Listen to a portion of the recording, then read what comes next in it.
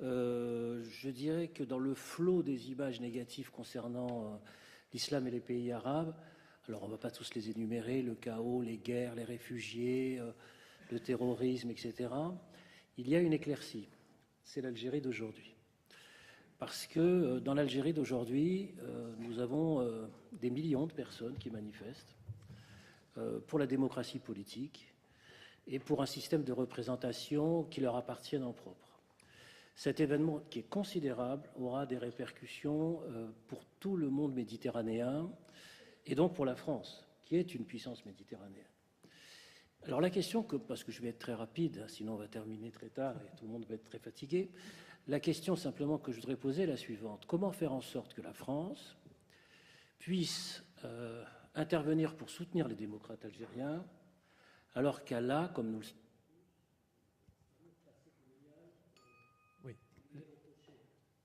par les manifestants en particulier algériens d'aujourd'hui. Et donc il y a ce subtil équilibre qu'il faut essayer de trouver entre une forme de soutien à la démocratie algérienne en train de se constituer sous nos yeux, dans des cortèges mêlés où hommes et femmes manifestent ensemble.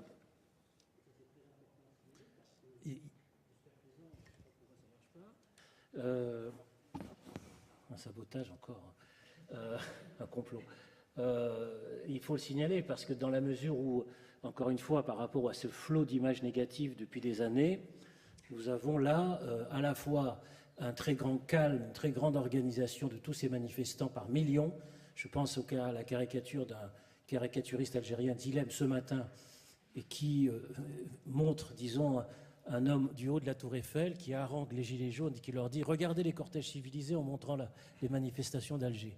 Fermons cette parenthèse, c'est assez drôle parce qu'il y a aussi beaucoup d'humour dans cette histoire algérienne d'aujourd'hui et aussi une très grande partie de la jeunesse algérienne qui est très très nombreuse et très massive. Donc comment faire en sorte que nous puissions envoyer des signes politiques, culturels, démocratiques, humains en direction de toute cette jeunesse qui est immense et qui a des répercussions dans la diaspora maghrébine en France, pas simplement algérienne, mais maghrébine en France, pour qu'on puisse exister dans un signal positif fort, mais qui ne soit pas aussi vécu comme de l'ingérence. Ça, c'est très compliqué.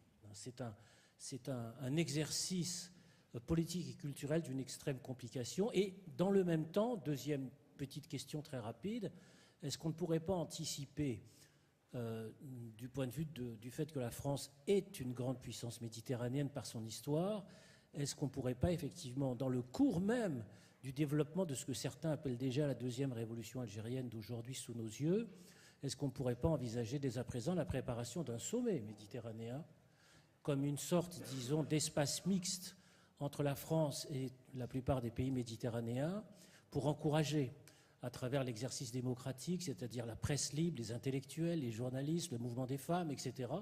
C'est-à-dire d'essayer d'encourager à travers des forums de citoyenneté, de discussion démocratique, donc de culture et d'enseignement de l'histoire, d'encourager tout cela. Alors je sais que ce sont des questions très difficiles, hein. C'est des questions compliquées, mais je pense qu'on ne peut pas être absent de ce mouvement d'aujourd'hui. Ce qui est un mouvement qui est en train d'avoir des répercussions, encore une fois, pas simplement dans l'espace méditerranéen, mais à l'échelle de l'ensemble du monde arabe aujourd'hui. Et c'est très important à analyser. Voilà, c'est une question un peu difficile. Et on va la complexifier encore, puisque peut-être d'abord une réponse, Monsieur le Président, sur l'Algérie et sur ce qu'a dit Benjamin Stora. Ensuite, je donnerai la parole au ministre. Alors, pour l'école. On est sur un spectre très large. Non, je partage ce qu'a dit Benjamin Stora avec les contraintes qui sont les miennes. Donc je suis intellectuellement d'accord et politiquement placé dans une situation qui est différente. Différente. Et donc, parce que quelque commentaire que ce soit est perçu comme une émission. On peut enlever le micro. Donc, c'est la grande difficulté. Il y a des échanges qui sont constants pour essayer d'accompagner ce qui est une forme de transition des dirigeants. Mes homologues, de là où je suis, ce sont les dirigeants. Et je pense que si j'en venais à, en tout cas de là où je suis, d'où je parle, à choisir mes interlocuteurs dans l'opposition ou dans la rue, D'abord, je commettrai une erreur fondamentale vis-à-vis d'eux, c'est-à-dire que je les condamnerai au discrédit immédiat.